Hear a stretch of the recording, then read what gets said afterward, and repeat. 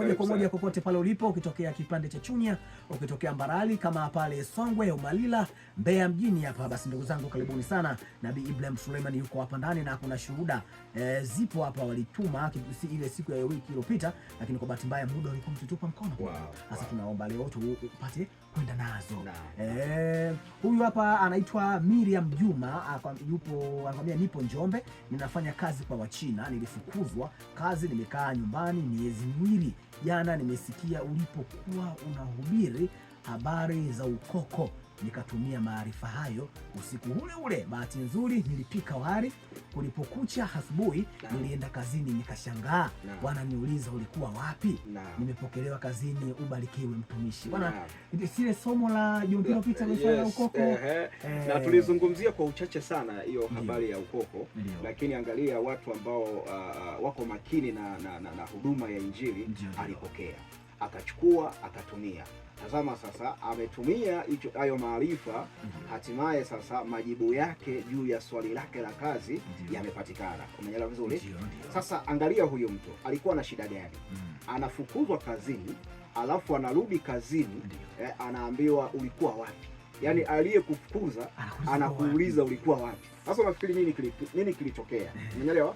Yes, na nafikiri amenitafuta nafikiri leo mchana. Anasema kuna maelezo nilikuwa nimempatia, maana alinitafuta. Umeelewa? Kuna maelezo nilimpatia kwamba fanya maarifa haya tena. Chukua chumvi vipande 7, oga.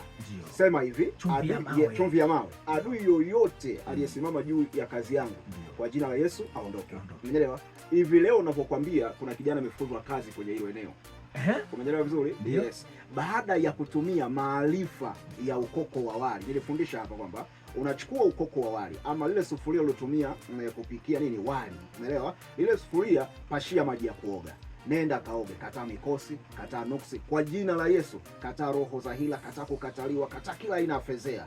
Ametumia huyo binti, ametumia huyo binti, alifukuzwa kazi, hatimaye sasa hivi amerudi kazini kwa maarifa ya ukoko. Sasa huyu yeye alikuwa anavishwa roho ya uharibifu ambayo yani wakuu wake wa kazi wakimtazama hawamuoni Miriam.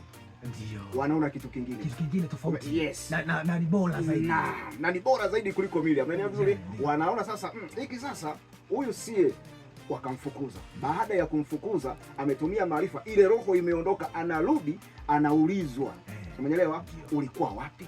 Ina maana pale mwili wake ule mwili muonekano mchafu ulikuwa umetoka. Amekuja mwili wa utakatifu ndani yake. Yes. Umeelewa vizuri? Anaulizwa ulikuwa wapi? Hatimaye amepokelewa kazini. Umeelewa vizuri? Na sasa hivi anaendelea na kazi, na adui yake aliyekuwa anatengeneza hiyo hila kwenye kazi yake sasa hivi ameshafukuzwa. Umeelewa vizuri? Kwa hiyo tunakushauri unayetusikiliza sasa hivi, maarifa haya tunapoyatoa yachukue. Wewe tumia kwa jina la Yesu. Umeelewa? Tumia kwa jina la Yesu na jambo lako litakaa vizuri. Sawa.